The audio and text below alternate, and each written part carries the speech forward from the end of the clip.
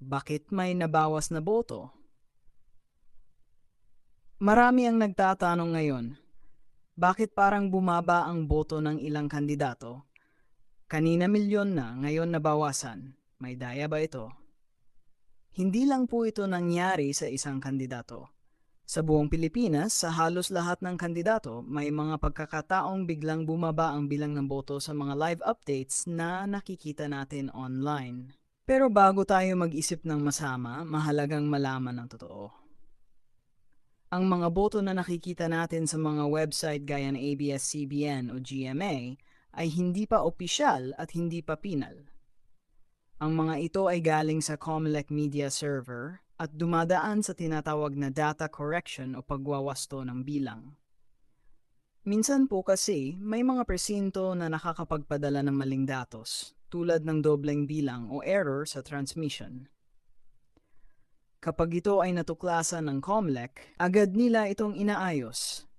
Kaya kung minsan ay parang bumaba ang boto, pero ang totoo po ay ibinalik lang ito sa tamang bilang. Hindi ito nangangahulugan na may pandaraya.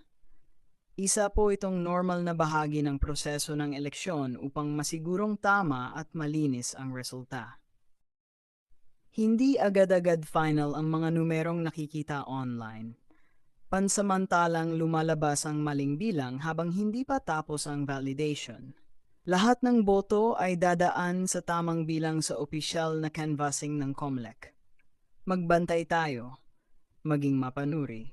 Pero huwag basta mag-akusa ng walang malinaw na batayan. Mahalaga ang boto mo, pero mas mahalaga rin ang katotohanan. Halalan 2025, boto mo, bantayan mo, alamin ang katotohanan, hindi laging daya, tamang impormasyon. Bakit may nabawas na boto?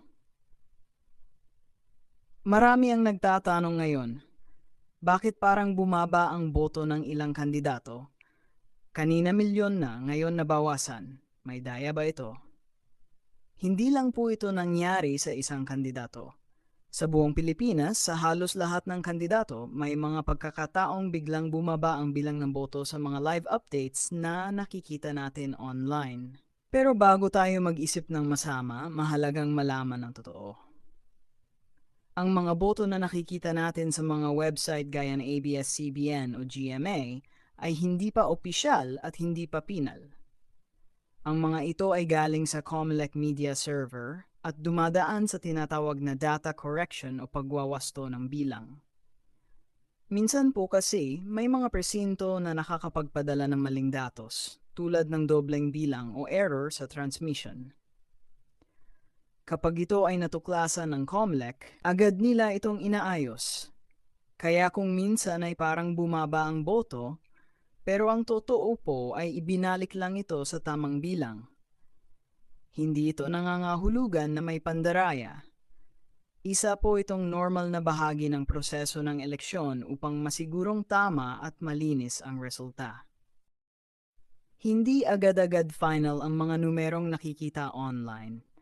Pansamantalang lumalabas ang maling bilang habang hindi pa tapos ang validation.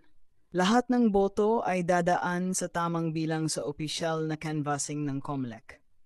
Magbantay tayo, maging mapanuri. Pero huwag basta mag-akusa ng walang malinaw na batayan. Mahalaga ang boto mo, pero mas mahalaga rin ang katotohanan. Halalan 2025, boto mo, bantayan mo, alamin ang katotohanan, hindi laging daya, tamang impormasyon.